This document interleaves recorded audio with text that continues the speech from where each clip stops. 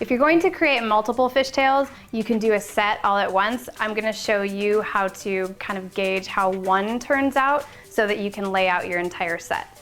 So the first thing that we're going to do is we're going to determine the length that we want it. So I'm going to want them to be, you know, about this much shorter. So I'm gonna take all of this, and if I was doing multiples, I would be doing this for my entire set. So the next thing, once we've gotten rid of our length, is we're going to determine our thickness. So I'm going to twist, and I know that that's going to be way too fat for a single, so I'm going to take fiber away.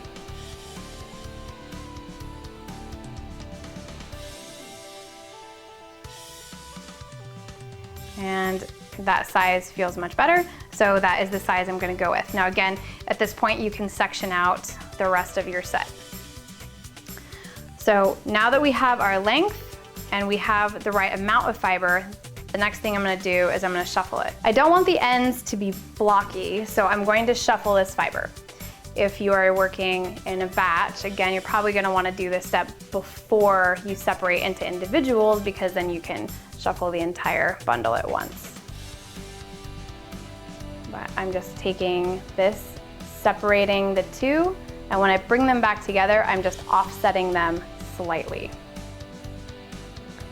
So separate, bring your thumbs back together, but then offset them. So separate, bring them back together, put one on top of the other, but then offset it before you place your bundle. And what that's gonna do is it's gonna very slightly taper your ends. You're just going to continue to do that back and forth until you have a nice taper to your ends. So I'm gonna stop for a second, see how we're looking. And the ends are no longer blocky. So with that, the next step would be to twist your top, and then you're going to create your loop. That's what I'm going to use for my SE. And now I'm going to secure it to my workstation. Okay, with our top loop secured, I'm going to trim away kind of our ratty ends. And I'm going to take a tiny piece of fiber away from the side. And I'm just going to loop this around the top. And then I'm gonna drop that back in. That's just a bit of extra help to keep our SE single loop at the top. So to create our braid, we're going to start by taking a small amount of fiber away from one side and just pressing it into the center. And we're just going to repeat this on each side. So a tiny amount of fiber, press to center. We're gonna pull kind of from the bottom of the bundle around to the top, press to center. And we're just going to work our way down by using that same motion. The smaller the strands that you pull away, the finer the fishtail will be.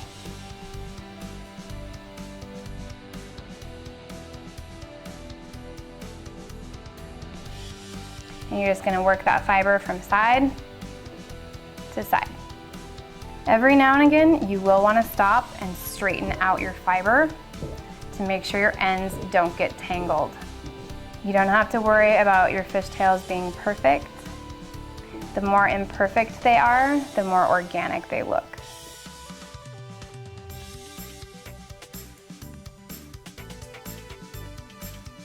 So at this point, I've got my fishtail braid largely in place, and it's just the last little ends that are left. So what I'm going to do is finish this in a typical dread fashion, since this is an SE and it's going to go into one of my sets. So I'm going to back comb the ends so that it doesn't unravel. If you were not going to dread these, you could also put these into a rubber band or just finish it off in some other way. But I'm going to go ahead and back comb this and finish it off like a dread, and then I will show this to you in my set.